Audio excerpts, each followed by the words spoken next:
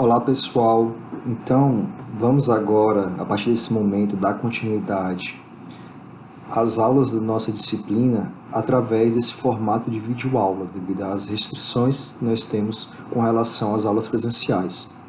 Essas videoaulas, até pelo caráter delas, serão um pouco mais sintetizadas, uma vez que, inclusive, nós não temos o dinamismo e a interatividade em tempo real que poderíamos ter em uma aula presencial. Então, até por causa disso, consequentemente, essas videoaulas não vão representar exatamente a quantidade de horas executadas em uma aula presencial, certo, pessoal? Então, vamos dar continuidade, como eu falei no início, e o assunto a ser abordado agora é exatamente a caracterização dos ventos, certo? O objetivo é compreender a dinâmica dos ventos e sua influência nos sistemas de energia eólica e conhecer os principais métodos de medição dos ventos. Na aula anterior, nós tivemos um embasamento histórico da situação atual em que se encontra a energia eólica. Agora, para termos a ideia de como se chegou nessa situação, é claro, para entender como nós temos a quantidade de parques eólicos instalados ao redor do mundo, e tomar como exemplo o Brasil, onde nós temos um percentual muito considerável da matriz elétrica com a inserção de turbinas e parques eólicos. Como é que a gente chegou nessa situação? É preciso realizar uma análise de viabilidade, observar se determinados locais possuem ou não condições econômicas para se instalar um parque eólico. E o que eu falo do ponto de vista econômico? Ele ser rentável, ter um vento com uma boa característica de produção energética, certo? Então, nós vamos ver exatamente isso nessa parte aqui da disciplina. Portanto, já dito qual o objetivo dessa parte da disciplina, vamos agora a uma introdução para contextualizar a questão da análise de recursos eólicos. Os primeiros métodos de caracterização dos ventos se baseavam exatamente, o primeiro método, através do uso de dados provenientes de estações de meteorologia. No entanto, existe uma questão envolvida com relação a esses dados, que esse tipo de estação ela tem um propósito diferente do que se deseja na energia eólica. A medição da velocidade do vento, por exemplo, é apenas um dos vários dados que essas estações medem. Além disso, o tempo, ou a periodicidade de medição desses dados não é suficiente para realizar uma caracterização interessante dos ventos. Pegar, por exemplo, o Brasil. As estações meteorológicas no Brasil realizam, geralmente, 4 medições por dia. Se eu pegar simplesmente 4 medições de velocidade do vento por dia, eu não vou conseguir analisar com um grau de certeza mais elevado como é a característica dos ventos em uma determinada região.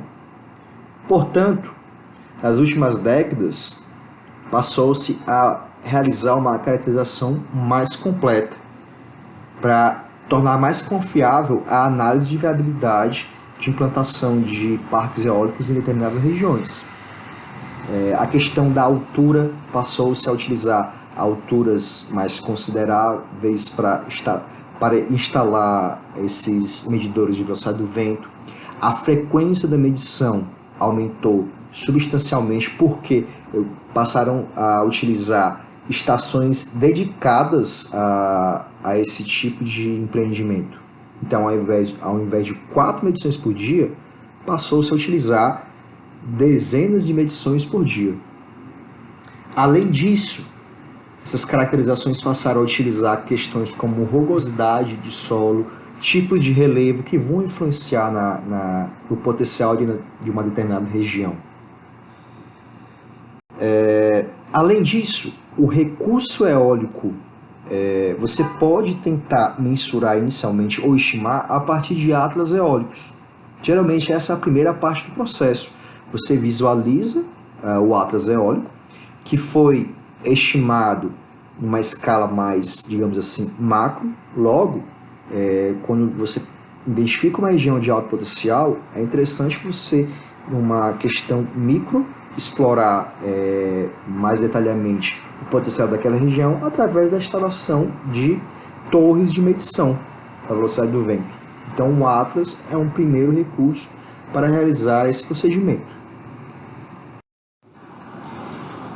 Certo, foi realizada essa introdução contextualizadora. Agora, antes de começar a falar de fato sobre como é que se dá essa movimentação de massas de ar, eu pergunto, qual é a origem dos ventos? Bem, é uma pergunta, né, relativamente simples, uma vez que basicamente toda forma de energia proveniente no nosso planeta, ele advém de praticamente de uma fonte de energia, que é exatamente o Sol. O Sol é o responsável por realmente conseguir fazer com que massas de ar se desloquem através do planeta e, consequentemente, nós temos a origem dos ventos, já que vento é massa de ar em deslocamento. Para entender um pouco como é que é a influência do Sol sobre a questão do vento no nosso planeta, vamos observar uma determinada figura que irá apresentar essas características. Agora, antes disso, eu posso também comentar que a rotação da Terra também influencia na origem dos ventos. Também eu posso citar que a rotação da Terra, ela tem esse comportamento devido a questões da física gravitacional que estão relacionadas diretamente com o Sol. O Sol é um elemento que vai influenciar diretamente no formato de rotação e translação da Terra. Então, o Sol continua sendo responsável, no final das contas, pela origem dos ventos no nosso planeta. E os modelos de circulação podemos classificar como dois: circulação global e circulação do tipo local. Vamos começar, de acordo com o slide anterior, a analisar os ventos de circulação, aquele do tipo global. Como é que se caracteriza? Podemos observar a figura apresentada no slide para tentar entender como é que a questão desses ventos de circulação global. Eles são resultantes das variações de pressão e temperatura e densidade devido a exatamente o aquecimento da Terra por causa da radiação proveniente do Sol. Então, uma vez que esse aquecimento não é homogêneo ao redor da Terra, como podemos observar, é evidente que a radiação solar ela chega com mais intensidade na região próxima à linha do Equador do que nas regiões próximas aos polos. Então, isso irá fazer com que eu tenha temperaturas diferentes. Temperaturas diferentes irá provocar variações de pressões diferentes. Consequentemente, isso fará com que ocorra um deslocamento da massa de ar. A massa de ar, devido às características de pressões diferentes, irá se deslocar da região de menor temperatura para a região de maior temperatura, certo? Então, e com isso, nós vamos ter exatamente esse formato de circulação: Polo Norte para o Equador e Polo Sul para o Equador, já que eu tenho temperaturas diferentes. A tendência é a massa de ar se deslocar para uma massa de ar mais fria, se deslocar para uma região mais rarefeita, já que para uma região de ar mais quente. Então nós vamos ter esse formato. E também em termos de altitude, existe uma tendência a deslocar as massas de ar mais frias para próximo da superfície e as massas de ar quente, uma vez que aquela região é ocupada pela massa de ar fria, ela irá se deslocar para cima. Então nós temos exatamente esse movimento circulatório do jeito que está sendo apresentado. Bem, e também existe a questão da rotação da Terra, que ela influencia no deslocamento desses ventos de circulação global. Uma vez que existe uma questão inercial, tanto questão de inércia quanto de momento angular da massa de ar, uma vez que o planeta gira no sentido demonstrado aí nessa figura, inicialmente existe a inércia da massa de ar se manter na posição de origem para, através de, digamos assim, um delay, ela se deslocar. Então, ela acaba indo, tentando seguir o movimento da Terra, que é exatamente essa imagem que está sendo apresentada aqui, ó, no centro. Logo, a massa de ar se desloca tentando seguir a rotação da Terra. Nós vamos ter, portanto, uma rotação que irá fazer um deslocamento de massa de ar do sentido leste para oeste. Portanto, nós vamos ter movimentos polo, equador e leste e oeste da massa de ar em deslocamento, certo, pessoal? Esses ventos de circulação global, em geral, aqueles que são mais característicos, são conhecidos como ventos geotrópicos e estão numa altitude bem considerável, acima de 600 metros. O interessante desse tipo de vento é que ele se move nas chamadas linhas de mesma pressão. São ventos ou fluxos de ar livre da influência da superfície, então eles têm características altamente homogêneas, que é algo extremamente desejável na conversão de energia através de turbinas eólicas. É diferente do que ocorre em altitudes mais baixas, que é aquelas onde estão situadas as turbinas eólicas. Elas sofrem mais influência da superfície, portanto, turbulências. Elas não são tão homogêneas, certo? Então, essa é uma característica interessante desses ventos de circulação global. Agora, já falando dos ventos de circulação local, conforme já mencionado anteriormente, a superfície, conforme apontado aqui, né, a região da superfície, ela gera um atrito que faz com que esse vento não tenha características homogêneas. Observe aqui, ó, questões como árvores, relevos, irá fazer com que eu tenha, observe aqui na imagem, ó, turbulências do vento. Ele vai mudar sua característica, sua direção, partículas em suspensão, irá fazer com que esse vento não flua de maneira homogênea. Logo, são ventos mais suscetíveis à interferência da atmosfera e são ventos mais, entre aspas, rebeldes. Eles não são tão homogêneos.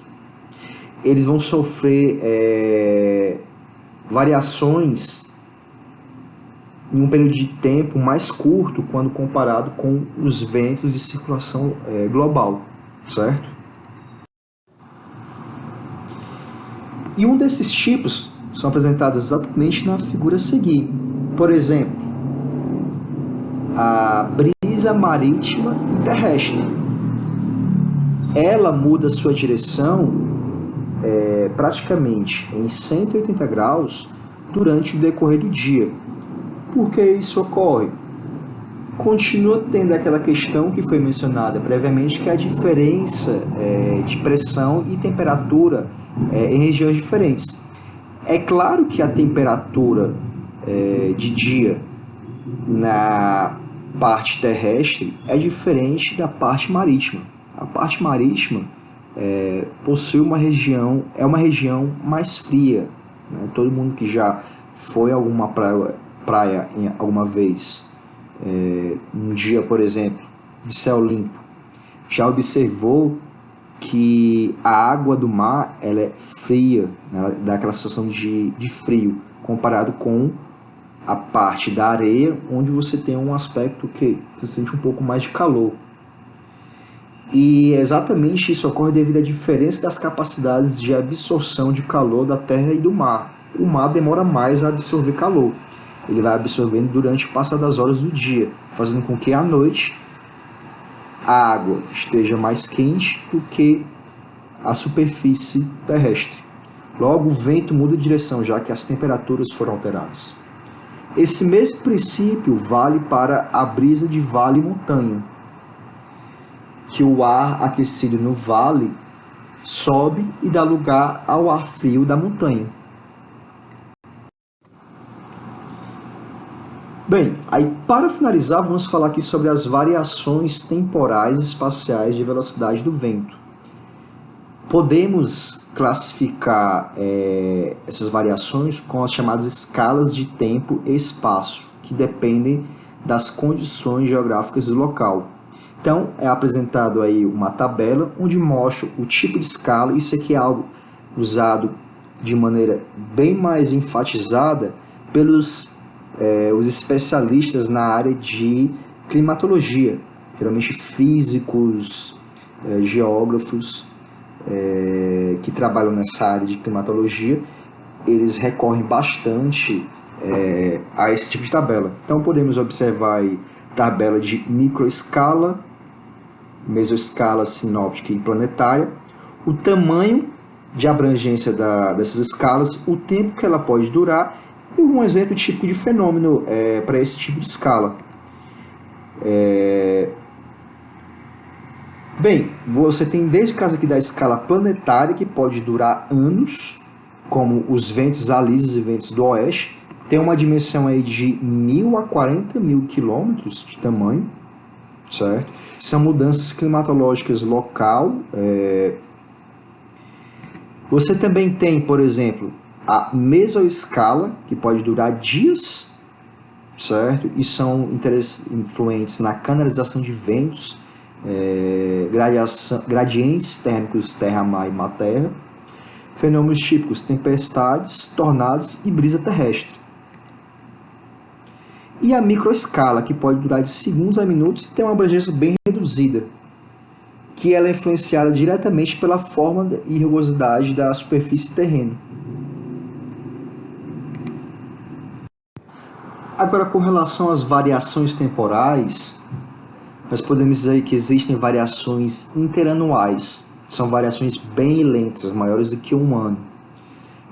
Tipo de variação interanual, a mesoescala.